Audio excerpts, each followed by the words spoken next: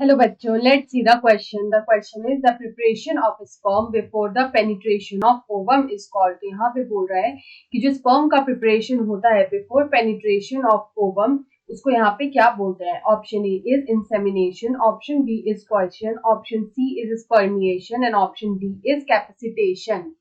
यहाँ पे अगर हम लोग देखें तो सबसे पहले हम लोग यहाँ पे एक एक करके ऑप्शंस को देखेंगे. तो हमारा जो यहाँ पे फर्स्ट ऑप्शन है वो है इंसेमिनेशन. तो यहाँ पे ये जो इंसेमिनेशन होता है ये होता क्या है, तो बेसिकली यहाँ पे डेलिबरेटली इंट्रोड्यूस किया जाता है स्पर्म को इनटू द फीमेल. तो यहाँ पे हम लोग बोल सकते हैं it is the deliberate introduction of sperm into the female. तो फीमेल में यहाँ पे स्पर्म को इंट्रोड्यूस किया जाता है, इसी को हम लोग बोलते हैं इंसेमिनेशन.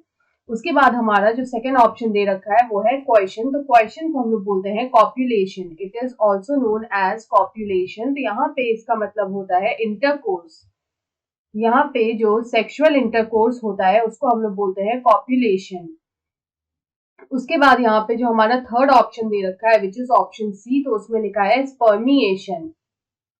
तो यहाँ पे अगर हम लोग स्पर्मिएशन की बात करें तो स्पर्मिएशन होता क्या है, तो बेसिकली ये एक प्रोसेस होता है ऑफ रिलीजिंग ऑफ स्पर्म. तो यहाँ पे जो स्पर्म है वो यहाँ पे रिलीज होता है सर्टोली सेल से. तो यहाँ पे हम लोग बोल सकते हैं process of releasing of sperm. Process of releasing of sperm, यहाँ पे जो स्पर्म होता है वो यहाँ पे रिलीज होता है फ्रॉम द सर्टोली सेल्स. ये रिलीज होता है from Sertoli cells into the seminiferous tubules. Into the seminiferous tubules. Seminiferous tubules में ये रिलीज होता है. उसके बाद अगर हम लोग अपना लास्ट ऑप्शन देखें तो डी में लिखा है कैपेसिटेशन. तो यहाँ पे अगर हम लोग बात करें अबाउट कैपेसिटेशन की, तो ये जो कैपेसिटेशन होता है ये होता है स्पर्म का. स्पर्म का कैपेसिटेशन होता है और ये होता है इन फीमेल जेनाइटल ट्रैक्ट या फिर इन फीमेल वेजाइना.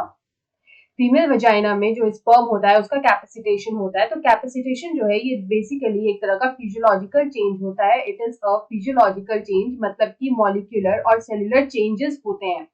स्पर्म में जो मॉलिक्यूलर और सेलुलर चेंजेस होते हैं इसी को हम लोग बोलते हैं फिजियोलॉजिकल चेंज. और ये जो चेंजेस होते हैं ये स्पर्म में होते हैं. और यहाँ पे जो कैपेसिटेशन होता है उसी से यहाँ पे एबिलिटी आती है स्पर्म में टू पेनिट्रेट द एग.